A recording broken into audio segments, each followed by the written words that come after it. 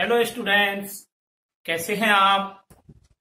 आइए Hindi online classes में मैं आपको पद, भाषा, लिपि और व्याकरण के बारे में बता रहा था।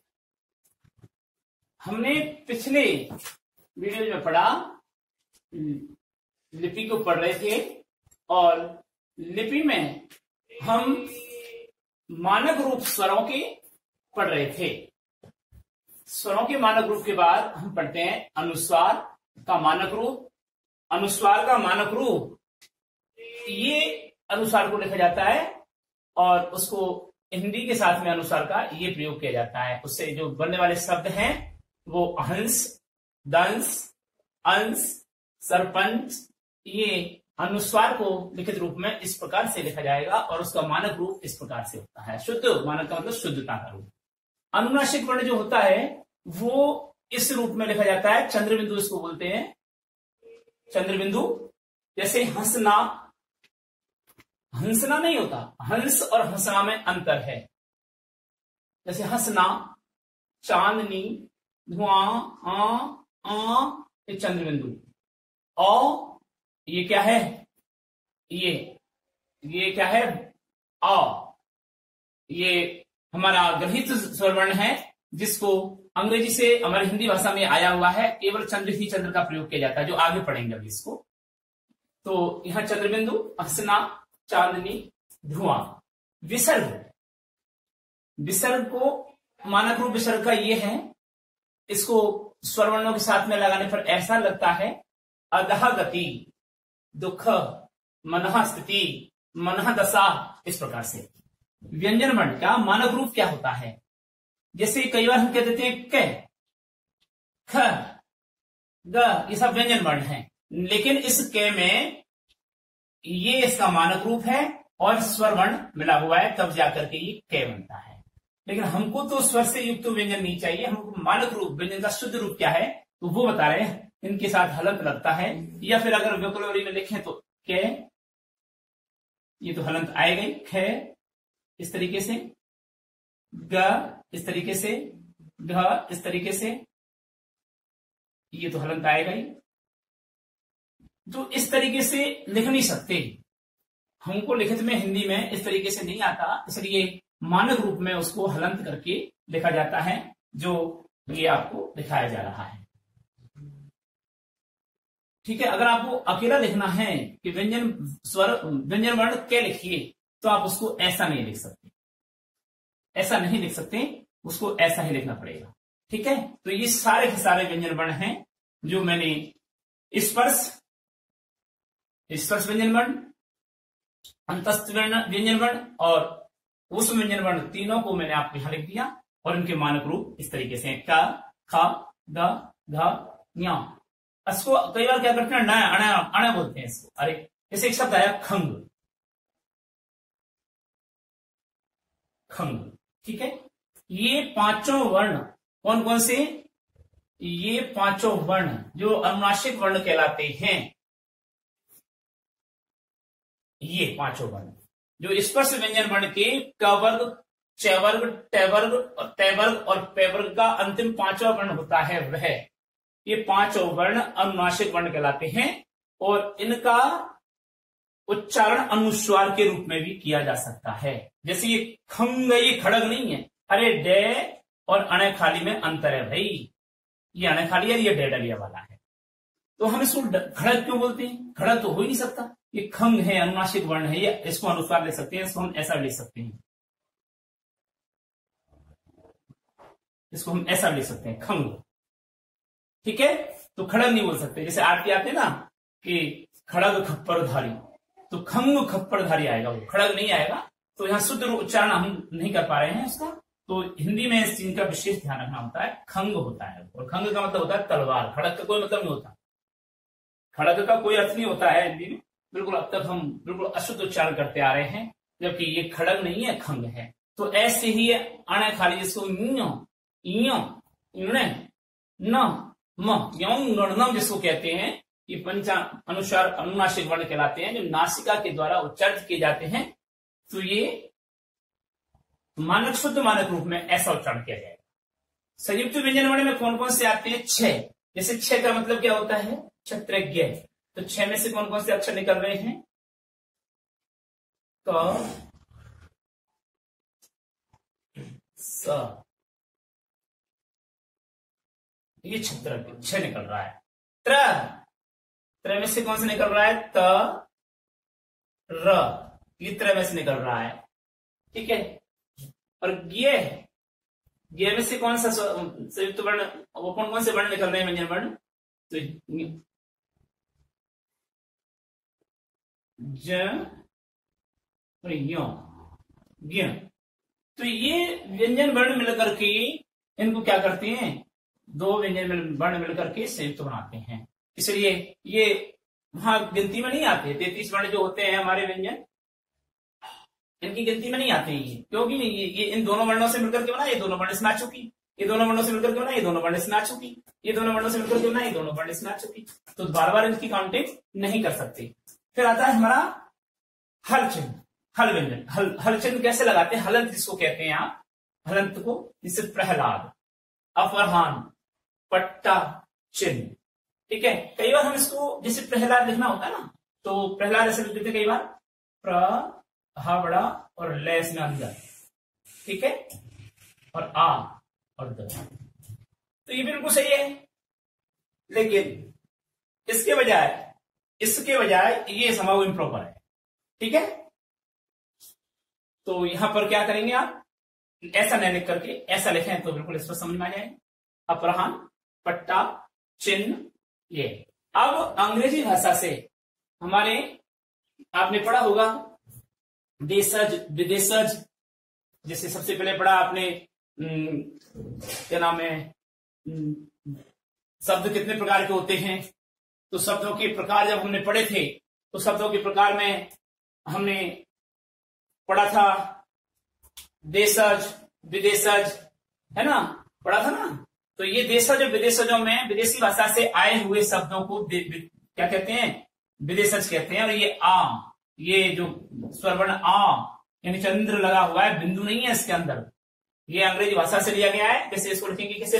डॉक्टर नहीं कह सकते, डॉक्टर, कॉटेज, कॉलेज, हॉस्पिटल। ये इस गृहीत स्वरवर्ण है और अंग्रेजी भाषा से लिया गया है।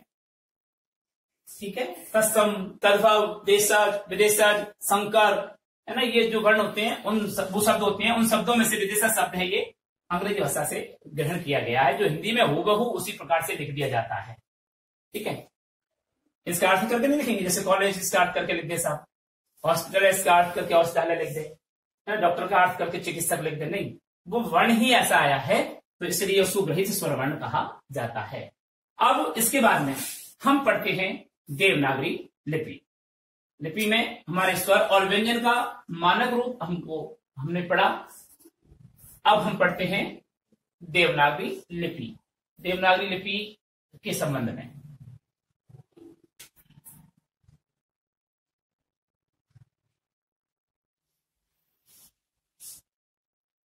देवनागरी लिपि,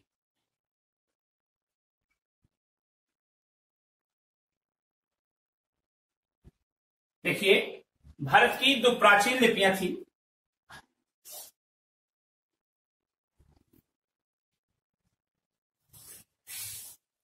भारत की 2 प्राचीन लिपियां थी।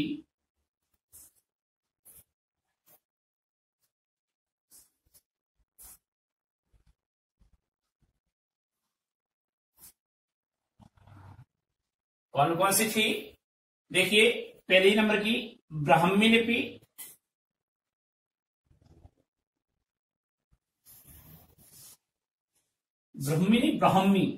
ब्राह्मी लिपि, और दूसरे नंबर की खरोष्टी लिपि। पहले नंबर की ब्राह्मी, दूसरे नंबर की खरोष्टी लिपि। ये 2 लिपियां थी भारत की, जो हिंदी में जिसका प्रयोग पाया जाता है। अब हम उक्त ब्राह्मी लिपि से ही देवनागरी लिपि का उद्भव हुआ है। कौन सी लिपि से? तो आपसे पूछे देवनागरी लिपि का उत्पत्ति कैसे हुई, आप लिखेंगे ब्राह्मी लिपि से ही देवनागरी लिपि की उत्पत्ति हुई। तो उक्त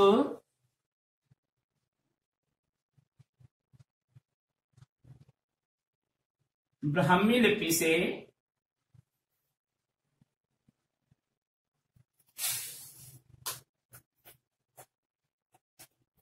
ही देवनागरी लिपि की उत्पत्ति हुई।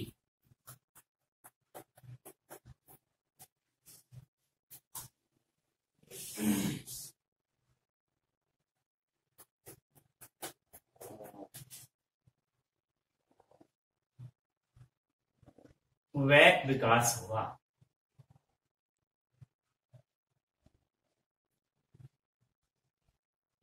ठीक है, यानी कि ब्राह्मी लिपि से देवनागरी लिपि का उद्भव हुआ है।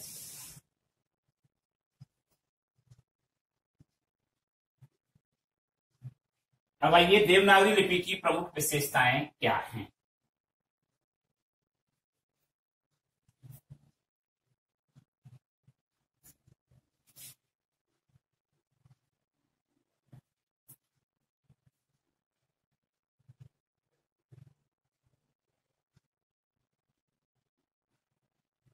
देवनागरी लिपि की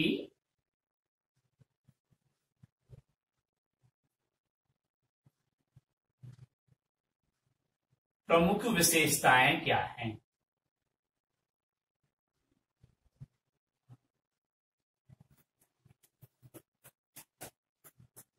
तो देखिए देवनागरी लिपि की प्रमुख विशेषताएं।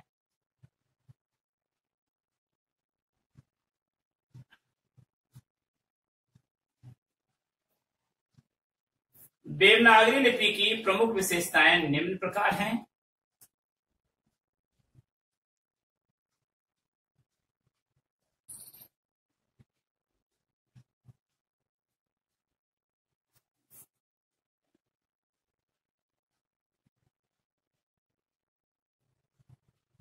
प्रमुख विशेषताएं निम्न हैं।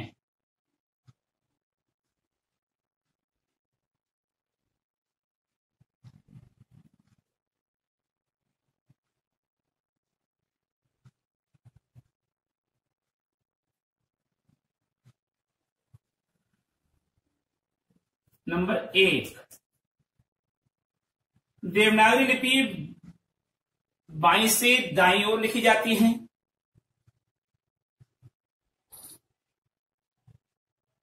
देवनागरी लिपि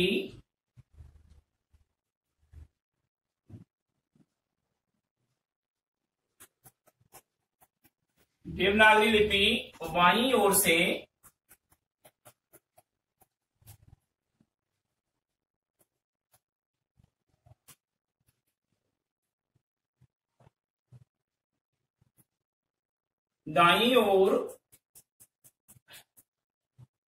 बाईं ओर से दाईं ओर लिखी जाती है।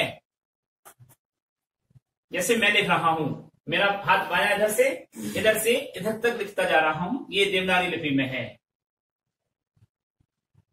उर्दू देवनागरी लिपि में नहीं लिखी जाती। दूसरा बिंदु है, यह उच्चारण के अनुसार लिखी जाती है। यह लिपि उच्चारण के अनुसार लिखी जाती है।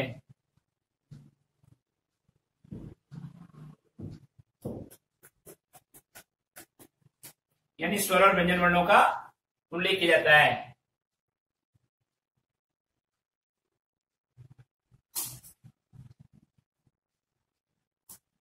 लिखी जाती है।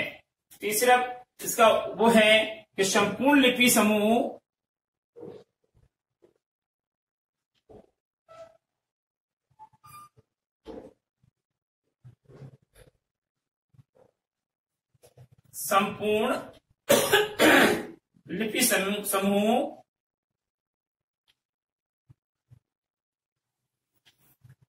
स्वर और व्यंजन में विभक्त होता है।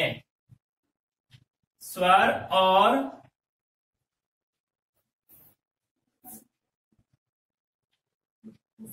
व्यंजन में विभक्त होता है।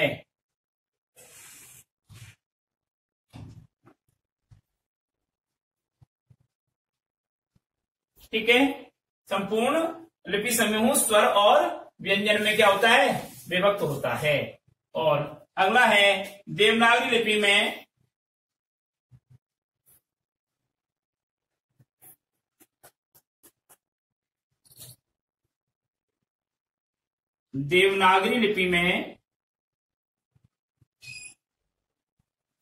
एक वर्ण के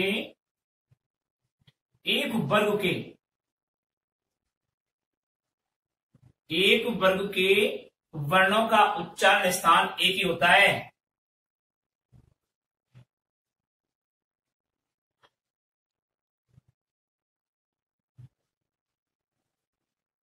वर्णों का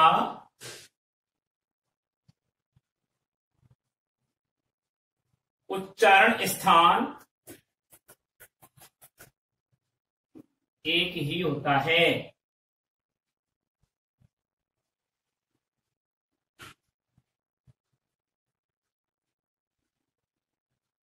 ठीक है।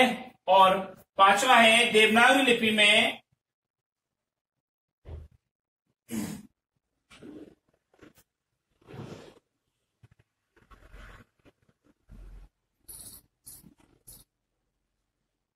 देवनागरी लिपि की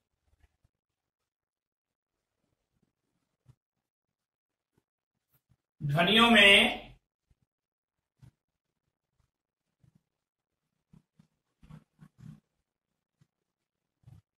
संसार की किसी भी भाषा, देवनागरी लिपि की ध्वनियों में संसार की किसी भी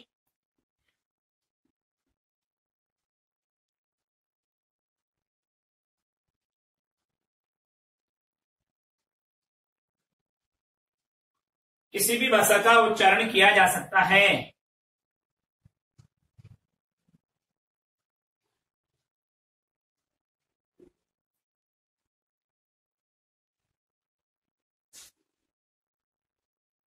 और छठा बिंदु है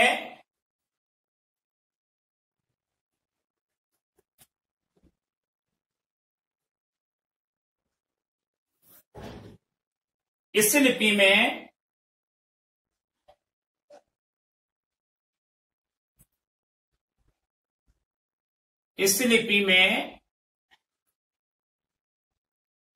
वर्णों व शब्दों में सिरोरेखा का प्रयोग किया जाता है।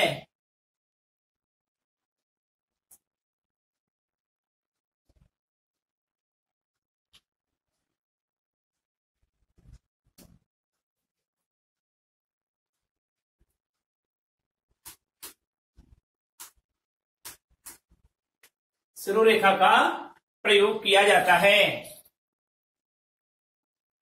और सातवां है देवनागरी लिपि में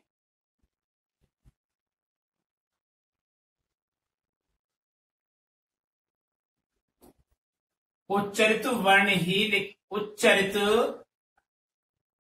वर्णों का ही प्रयोग किया जाता है।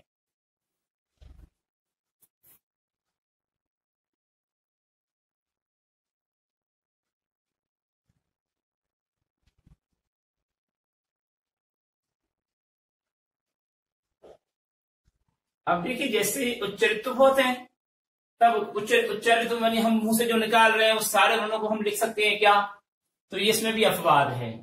जैसे इसको थोड़ा लिख सकेंगे हम, ये देवनागरी लिपि का थोड़ी है, इसको लिख नहीं सकते हम, तो ऐसे वर्णों को हम नहीं लिख पाएंगे।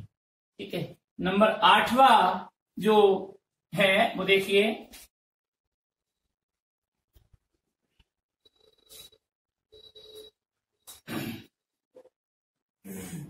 देवनागरी लिपि रोमन लिपि की अपेक्षा कम स्थान घेरती है।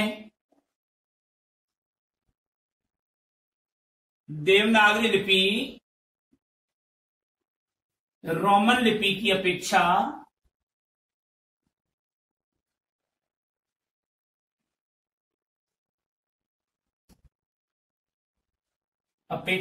कम स्थान घेरती है।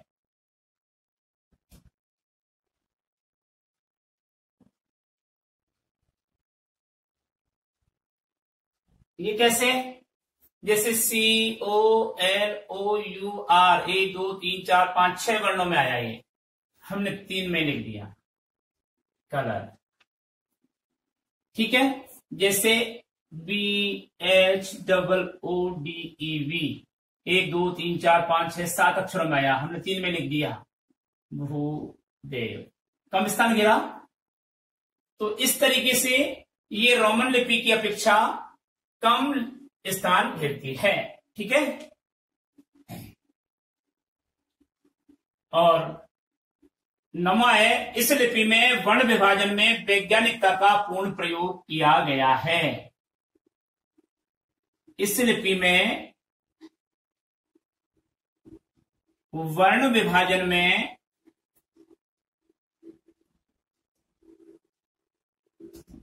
वैज्ञानिकता का पूर्ण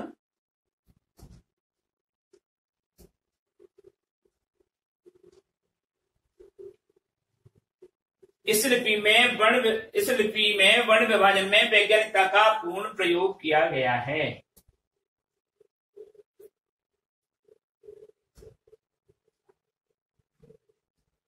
और अंतिम जो है 10वां बिंदु है, वह है इस लिपि में अनुनासिक और अनुस्वार की ध्वनियों के लिए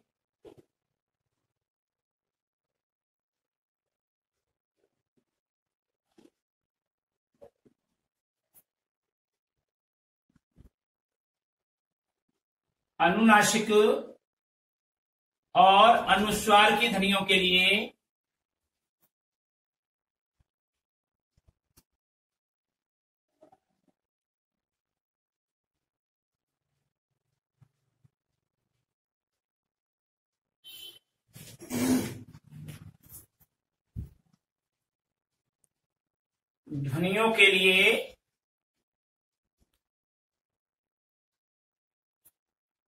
पृथक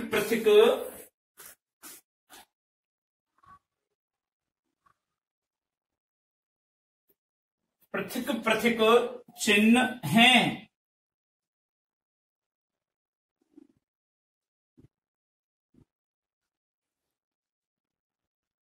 अब यहां पर हमारा ये लिपि प्रकरण समाप्त होता है और अगला चलता है हमारा व्याकरण प्रकरण है।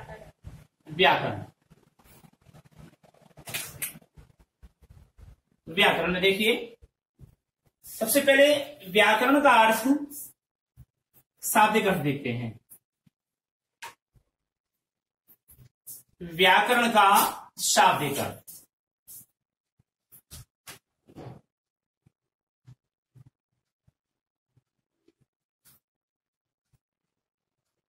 है विश्लेषण करना। क्या है? विश्लेषण करना।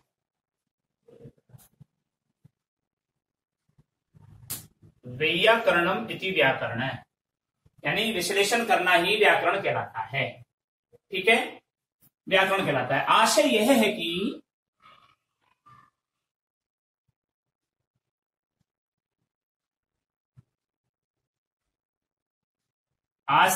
कि व्याकरण किसी भाषा का विश्लेषण करके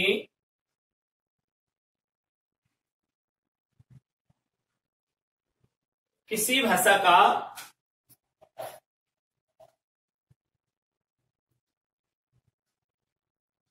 विश्लेषण करके उसकी रचना को स्पष्ट करता है। उसकी रचना को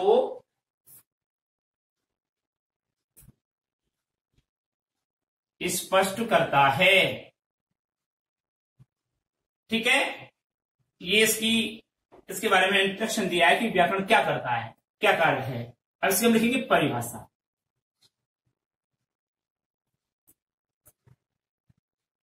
किसकी? व्याकरण की। देखिए, वह शास्त्र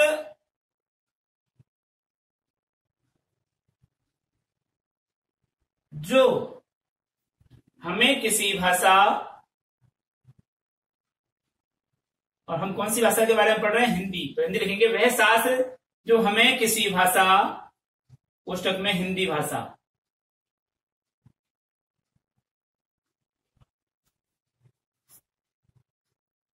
के रूप को लिखने तथा बोलने के नियम का ज्ञान कराता है।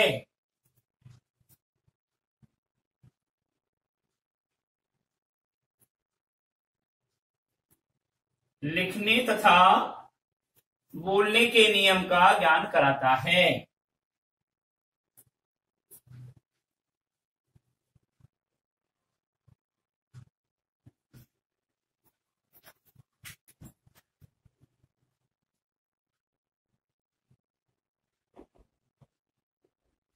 कौमा उसे व्याकरण कहते हैं।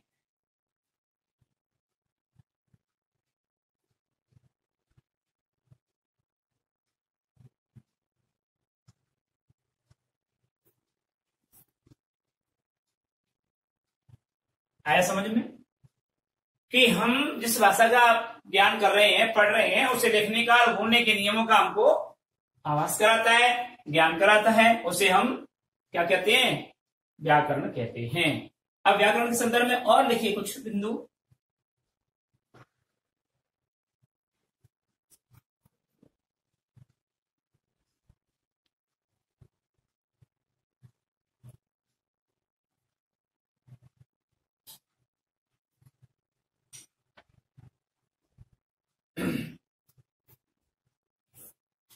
व्याकरण शास्त्र द्वारा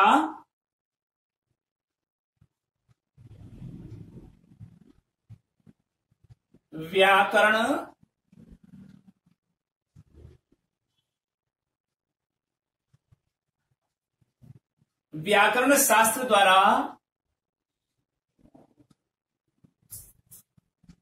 भाषा को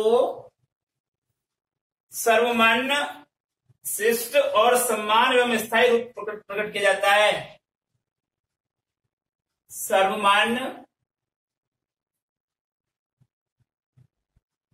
शिष्ट,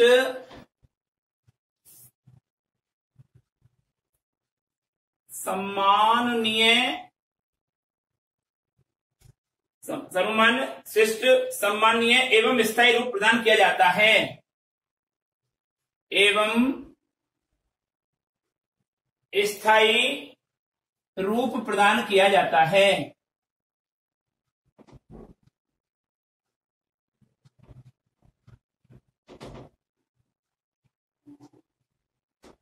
ठीक है।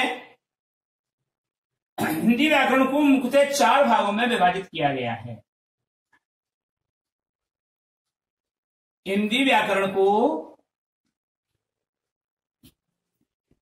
मुख्यतः 4 भागों में विभाजित किया गया है।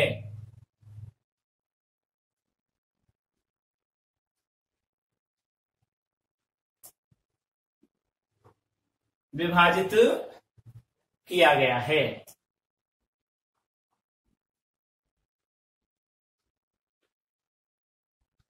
जैसे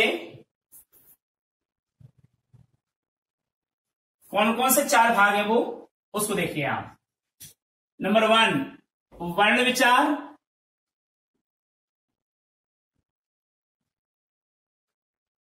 नंबर 2 शब्द विचार,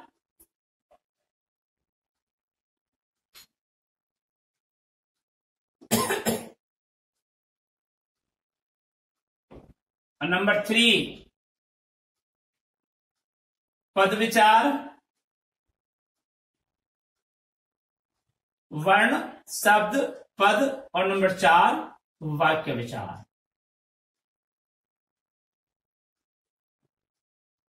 इन चारों के बारे में हम भाषा में भली भांति पढ़ चुके हैं।